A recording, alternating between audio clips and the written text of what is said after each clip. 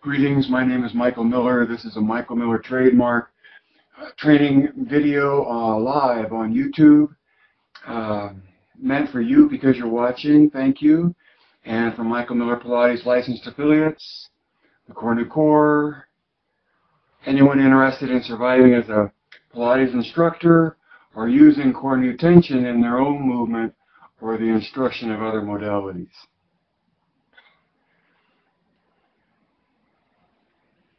I only have two titles today of my broadcast. One is locked knees equals bouncing. Locked knees equal bouncing. And the second one is all mind, no spirit, or some imbalance between mind and spirit when you're after coordinating body, mind, and spirit. So,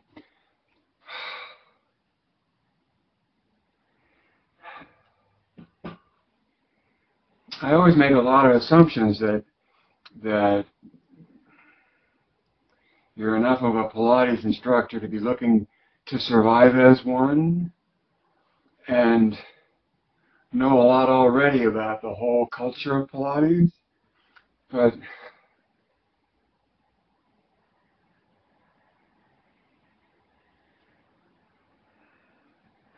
there's plenty of material on the web on the subject, both of my point of view and everybody else's, that it's up to you to educate yourself, and all I can do is point out my point of view. And so, the locked knees, pointed feet, in Joe's book, he instructs locked knees, pointed feet.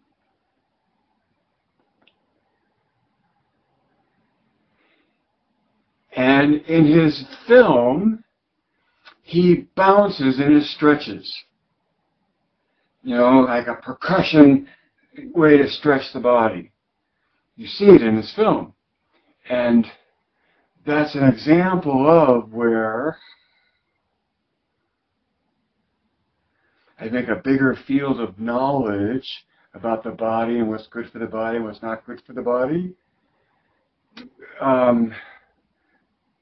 believes now, maybe it'll change their mind again, but common conception has been for a while that percussive stretching isn't good for the muscle and tendon and the body overall. That's why we don't do it anymore. But there it is in Joe's original work, which the Michael Miller Pilates point of view bases its view of Pilates on.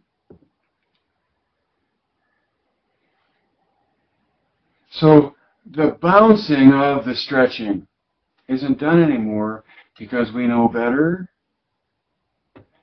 and at some point unlocking the knees and creating an endpoint of tension at the metatarsals more fully delivers on the promise of uniform development, because you get more uniform development in your body when you engage it more uniformly. And by letting go of locked knee and establishing endpoint at metatarsals,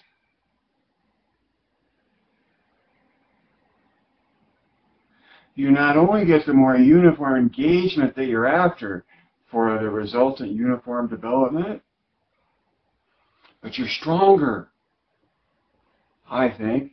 So both of my titles today, 1 and 2, are about video clips I saw on social media. And the one is it's a lovely example of some classical and some nuanced expression on the mat. And I think it's so ironic that we allow ourselves to go into dorsiflexion at the ankles, say in the rollover. We push out through the heels in the rollover, but we go to a pointed foot instead of a engaged metatarsal. You can have a pointed foot where your toes can point off of the engagement at the metatarsal, but the metatarsal itself is an endpoint. It's a capability in the body to establish a rotational dynamic.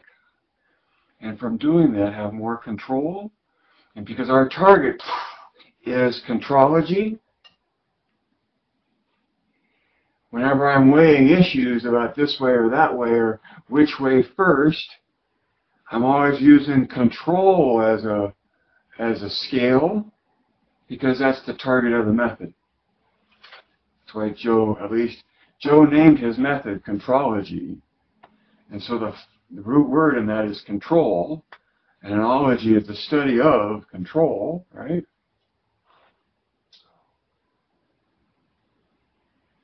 So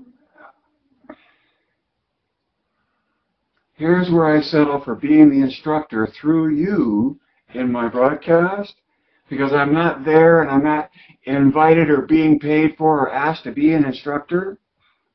Don't we all want to just stick in our own instructions? Right? On such a capable body, I would want to at least show the difference of what it's like to be unlocked at the knee and engaged at the metatarsal. And so it's the mat all fits together, and it all approaches for me this ideal experience.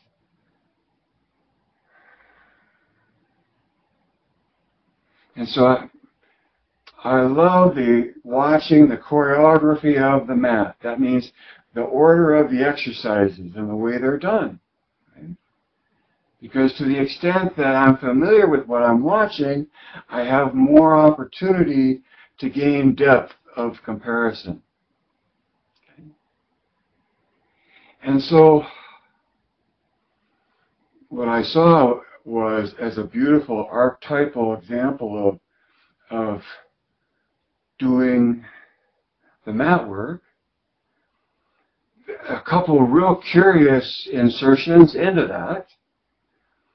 And so for me as an instructor, I think it's important to know what the actual original expression of the mat work looks like, so that you can tell the difference between where the original work begins or where it ends and improv takes over.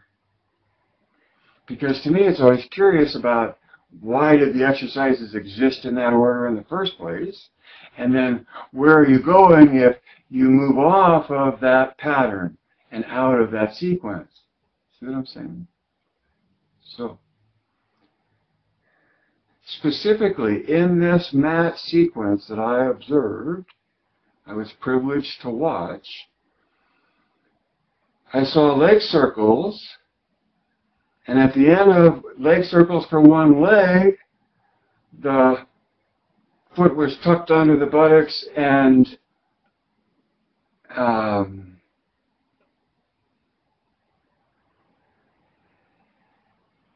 the leg was still on the ground, so it was a bend at the knee, in line, both femurs kind of thing, which to me would feel like a big release of the quad.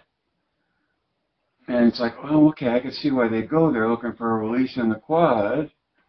From the leg circles, and yet why quad specific is because it's being done in a locked knee, pointed toe engagement. So it denies the engagement of the calf muscles and the end point of tension further away from center to more evenly distribute the load. And so I had to smile to myself insofar as it makes total sense that in doing it the way this student was performing leg circles on the mat, that a release out of that, and maybe it was preparation for what's next, because You never know. But what struck me was that the position taken out of sequence that looked like a stretch, seemed like a stretch to me, was for the front of the thigh. And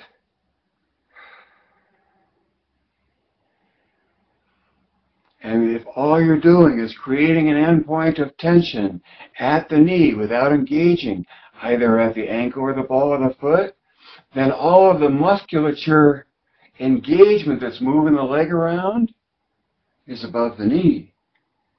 And especially is the front of the thigh, the quad. So if I were there in that moment and was being invited to or paid to respond, and if you're in that situation where you're looking at someone that's doing something so completely classically perfect, like where would you ever go with that? Well, of course you would go with more uniform engagement to get more uniform development. And that takes you out of bouncing to something better. It takes you out of locked knees and pointed toes to something better. My opinion, the MMP point of view. And just a point of view that when you're aware of, you can look at someone that's doing something beautifully classically and see, especially, I wish this could be on film, because as I watched the roll-up,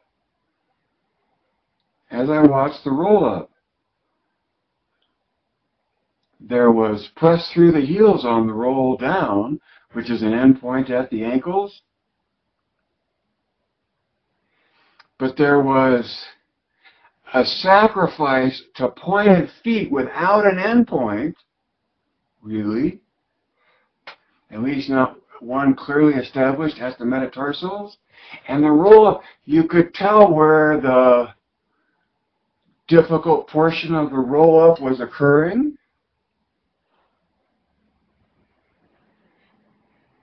And you might attribute that to the fact that she just gave birth recently.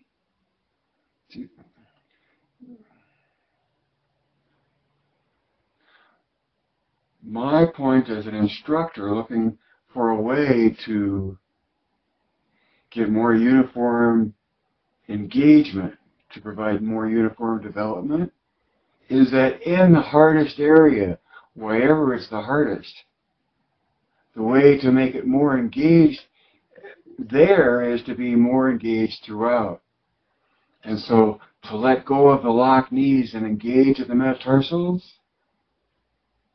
especially, and of course I'm assuming that in the creation of the core, you have adduction between femurs, meaning that your legs are squeezing together to help you take in a tighter grip at the hips.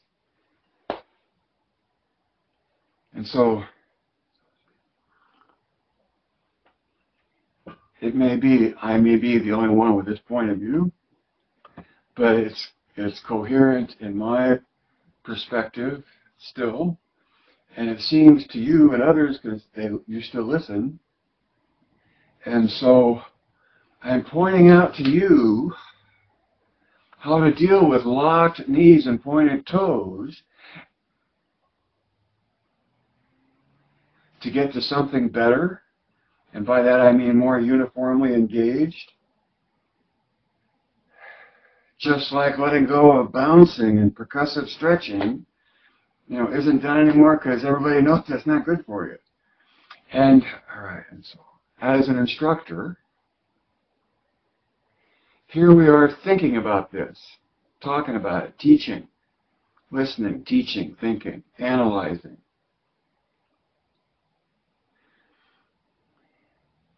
To me, the art and the grace and the skill and the beauty of being an instructor is to take someone totally immersed in one way of doing things, and like the ice skater taking their student out onto different ice, taking someone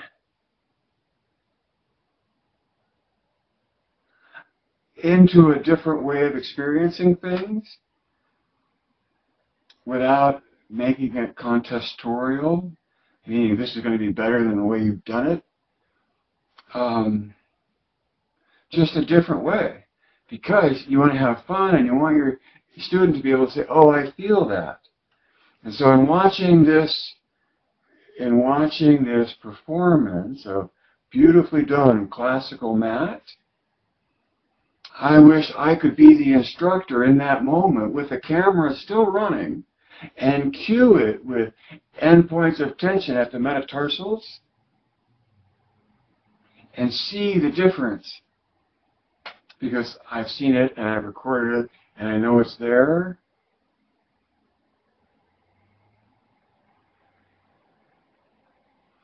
It makes me want to write to that performer of the mat and say, look, just mock me, or just show the world that you know the difference between the way you're doing it and MMP using endpoints of tension. And just this discussion that we're having, I hope, helps make you familiar with the 2 points of view and how to distinguish between them. And know that there's a way of distinguishing between them and being able to choose whichever way you want to do it. Because frankly, to me, you need locked knees and pointed toes up to a point. Pun unintentional, but there.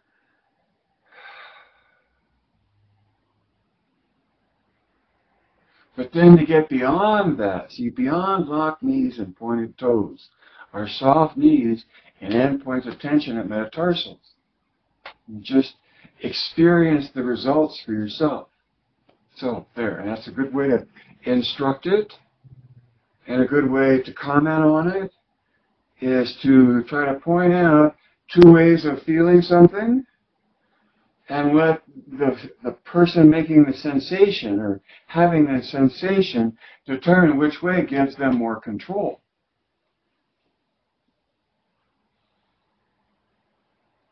And part of that more control is how much effort you have to spend to make some kind of movement happen, like the roll-up, and where that gets hard, and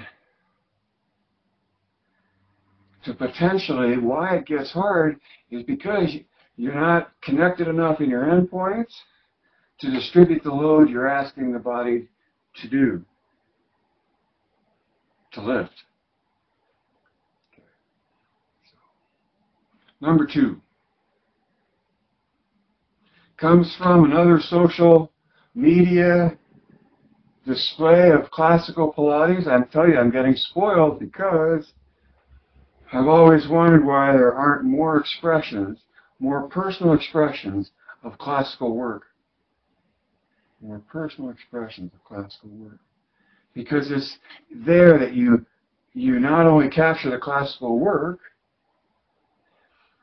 but your expression of it. People move differently. They're wired differently. And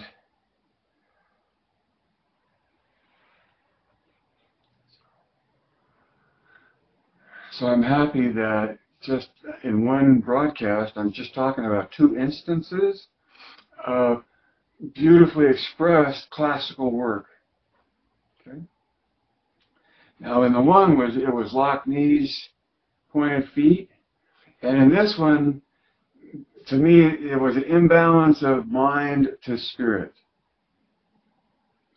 And so, if you've never watched me before, it's important to know that in MMP, which stands for Michael Miller Pilates, and I'm Michael Miller, and this is my brand of Pilates. That's all. There's thousands of brands of Pilates. This is one lens on Pilates. It gives you a particularly sharp point of view. In that point of view, it takes Joe's definition of complete coordination of body, mind, and spirit, and specifically interprets spirit as the observer in the human being, and that in the human being has the capacity in body, the capacity in mind, and the capacity in spirit as the listener. as the observer, as what's necessarily present when you're thoroughly concentrating on the purpose of the exercise.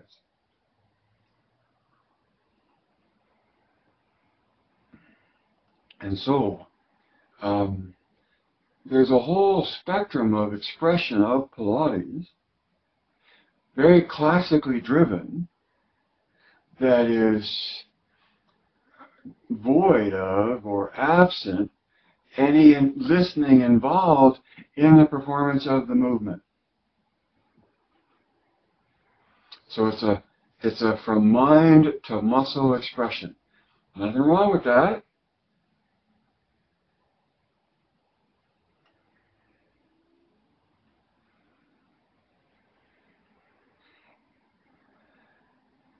And it can be very refined and beautiful and intellectually stimulating, and even viscerally through the whole body stimulating to observe movement where it's mind delivering the movement that you see.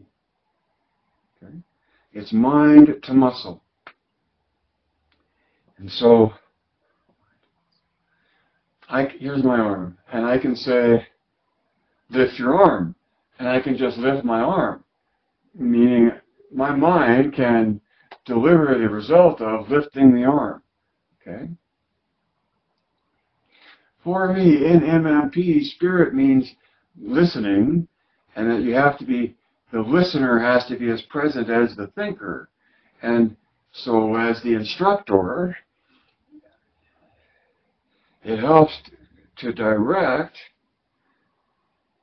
your students' ability to sense things like their breathing, their place in space, but especially their breathing in this example, because when you say, okay, now,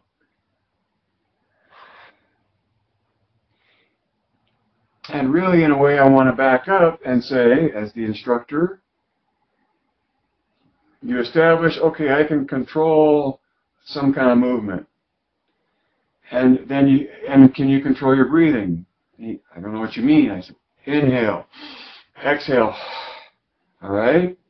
So exhale, inhale. Right? That's mind to it happening. Okay? But then when you say, okay, now hold out your arm, and as you're inhaling, lift your arm, there's where you get the gold star and you create the magic of Pilates, because you've elevated the listener into the coordination of the effort. You're completely coordinating body, mind, and spirit is the listener. And when you ask your student to have to listen to something that they're sensing, let alone two things that they're sensing, meaning when they're inhaling, controlling when they're breathing in, and controlling what they're doing with the movement of a body, their arm.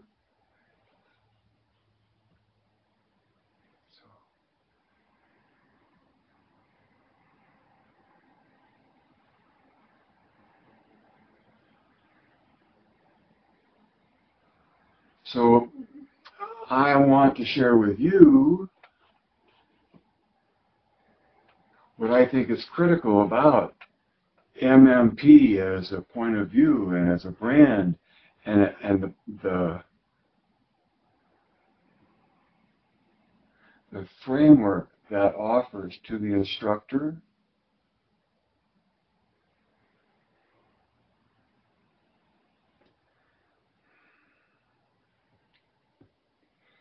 gives you the option of how much you try to or can or even aim to reach for that experience of complete coordination of body, mind, and spirit. That's the whole thing too. MMP believes, or has the experience of, so professes that in doing the choreography, you enter into the definition of complete coordination of body, mind, and spirit.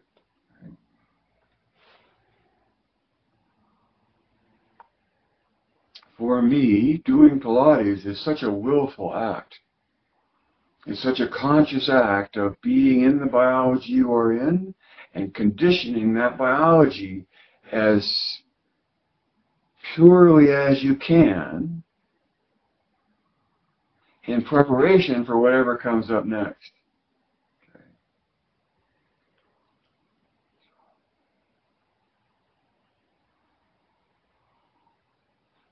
And that just has to do with the body's conditioning to its environment, let alone all of the psychological depth of being familiar with a pattern and in embracing the pattern, getting a better sense of stability in your own, getting a more complete sense of self.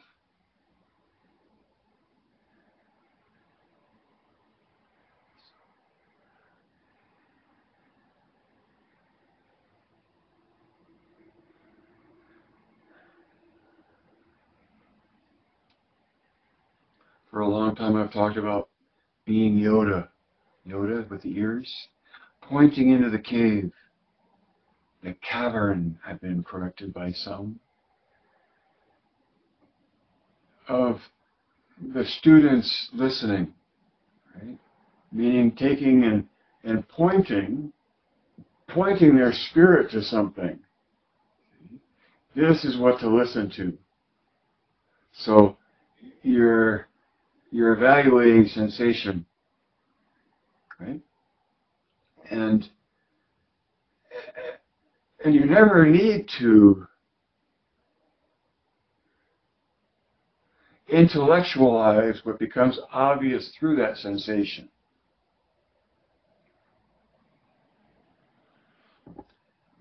The elderly, frail person that didn't want me to try to get them to roll up, and I didn't try. I just cued them, and they followed all the cues, and in that moment when the roll-up was accomplished, that's all you needed to say, that's all you need to look for as an instructor. Because that's all you're there to do, is to instruct. Right? And so in observing,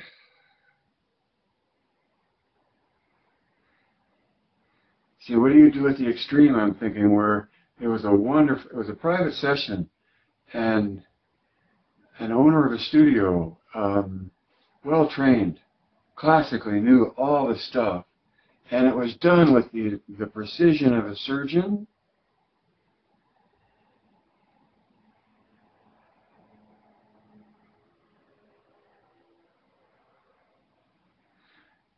From my point of view, to the absence of listening to anything, right? It was just done and performed without that connection to listening. And so in all of the movement and the pursuit of purpose,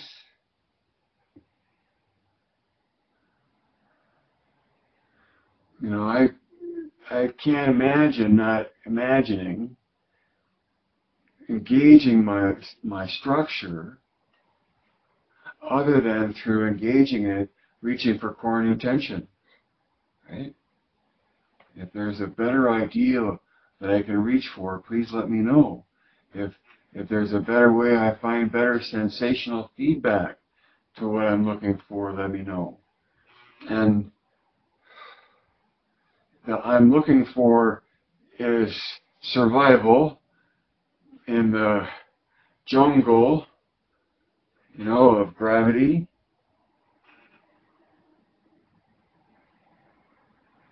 And two of the things that help with that are using all of my musculature to escape the jaws, and using all of my musculature to maximize my leap on stage.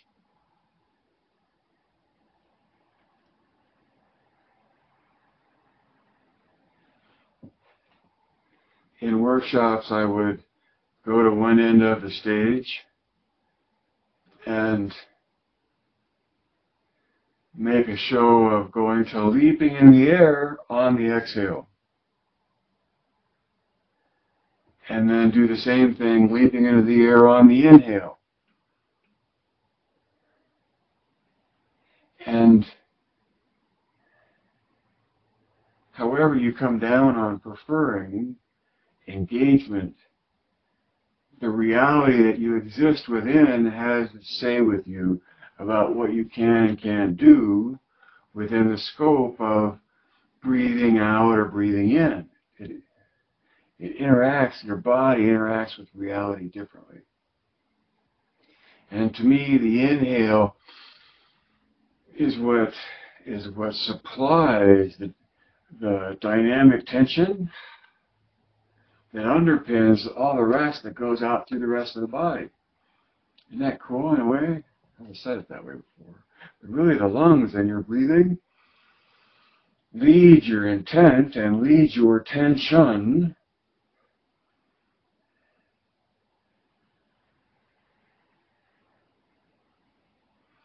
and even I'm thinking now of the core and how the core comes before that. Because without a core, it's hard to establish. Well, see, I don't know.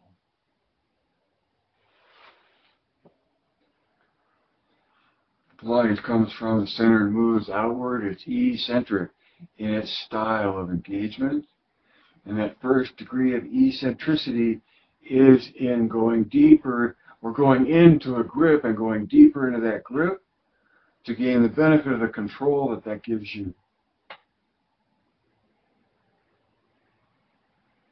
To the extent that we establish trunk and axial rotational capacity in the shoulders, that totally plays into how we breathe and connect into the core. So see, I'm in sort of this directional thing where the body would be happy to just be swimming around the ocean,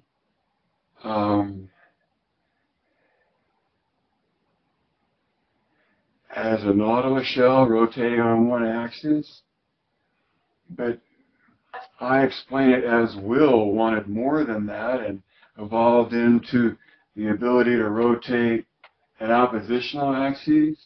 So this is the hips, right? So this is the hips, right? And this is the shoulders. So see how the shoulders are there like that? And see how this connects to one another? So galaxies form in this cornu spiral shape. Hurricanes and typhoons form in this hurricane shape.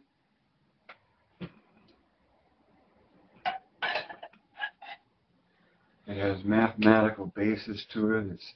It's just that much of just that is the cornu spiral. It's also called the Euler curve. Fresnel put it into an integral. It's part of the nature and the relationship of nature to itself that we live in. The nature of the relationship to itself. And so, finishing my comment on number 2, that performance of Pilates that comes all from the mind has an added dimension that they may or may not want to experience. And so all you can do is say, you can try it this way and then compare it to the way you're doing it. Right? And knowing what you're doing and how you're doing it and in what way to not make it threatening but more inviting and more expansive. Because nothing is more thrilling than having someone who's very experienced at the work, right, come out of it thrilled. At least having had more, not having to worry about anything and having had a lot of fun, right? So all that you know about MMP and coordinate attention is not necessarily what you need to have any intellectual discussion about or explanation of, because it gets in the way. Right?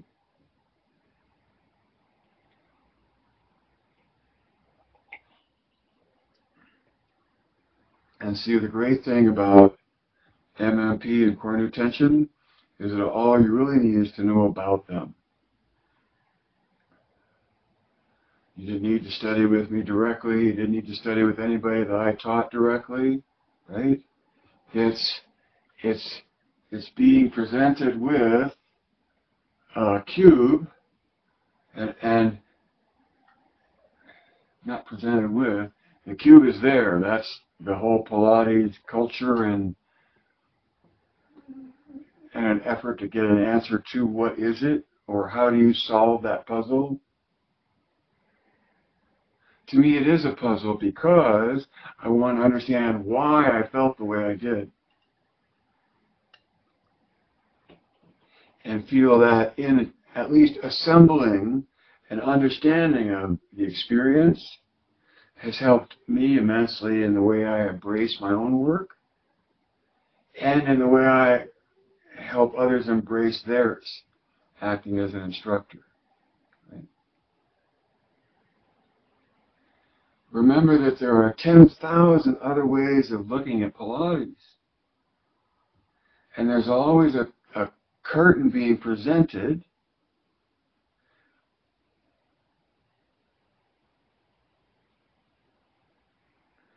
And when it comes to MMP, it's important to understand for me, or at least for me to help you understand, where we step away from, if MMP is based on the ideal within Joe's work,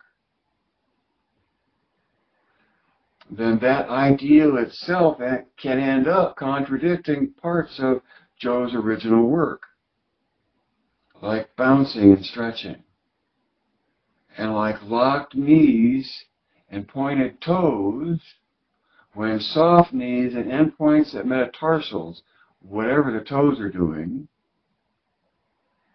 is a better expression of the word. Right? I thought I had all this clarity going into my summary, and then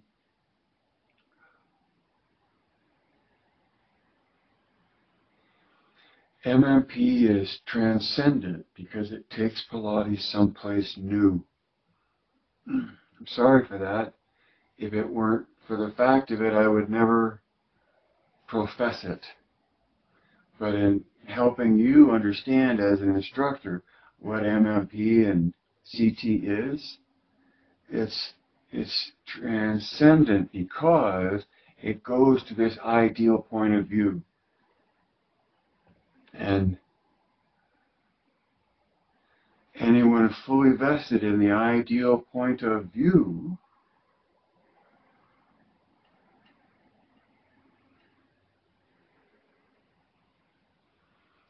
can look at that as a threat or an opportunity. And always, of course, we always jump to conclusions of negativity first, and that's why everyone sells fear. MMP just gives the Pilates culture a level playing field. It's still going to be all of the cosmetics we apply to it that differentiate us creatively and financially.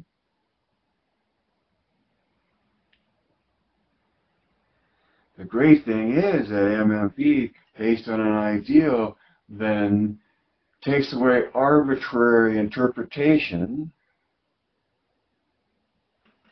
by historical elites. And there'll still be historical elites, but it won't be arbitrary. And to me, that's a fulfillment of half of my profession, is to have pointed out the ideal within that empowers a direct connection and message and experience from Joseph Pilates and his method, intact, stands alone, makes with any body, any human, that seeks to pursue his method.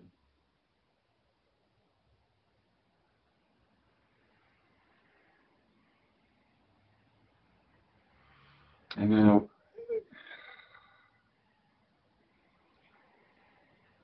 so I don't, it's terribly profound.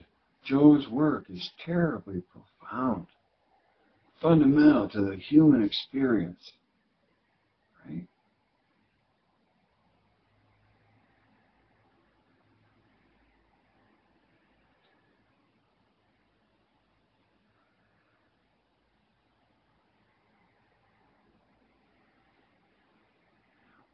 My point of view of Pilates is one of 10,000.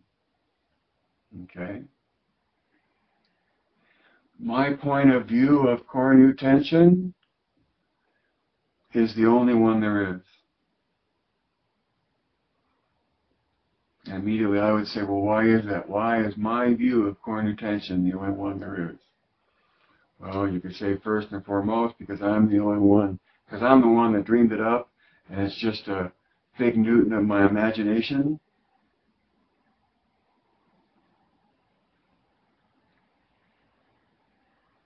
Which is fine, but the other possibility is that what I illuminated, this core new tension, is a biomechanical fact of the way the body engages in space and the kind of energy it produces, or the kind of result that comes from that engagement, however primitive and however refined.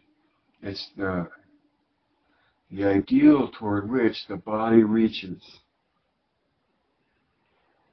And maybe there's some other one that I just don't see because I'm so absorbed with the one view. Okay?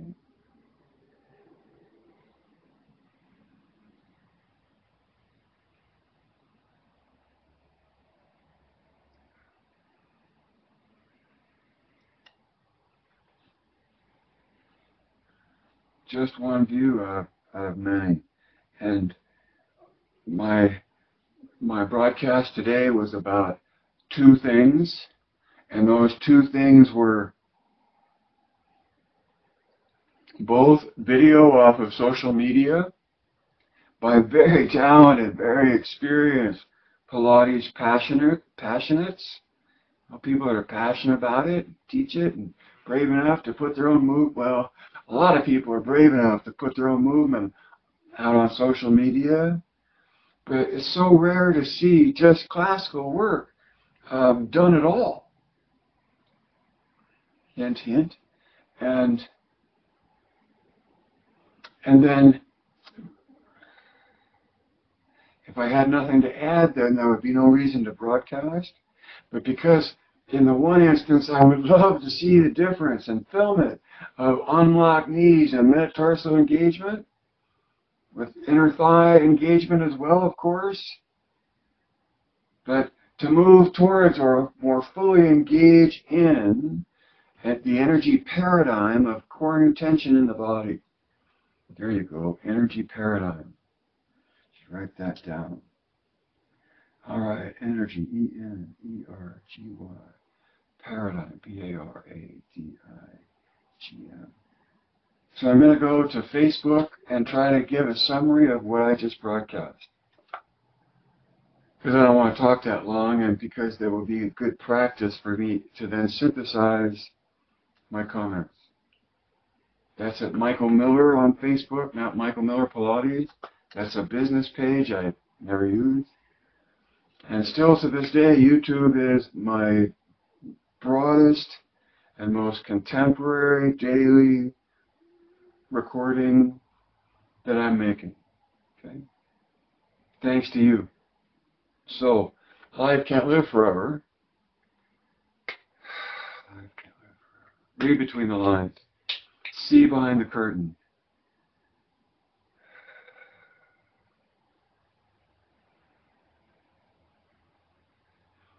Add two and two. direct your thinking, right? And Geist,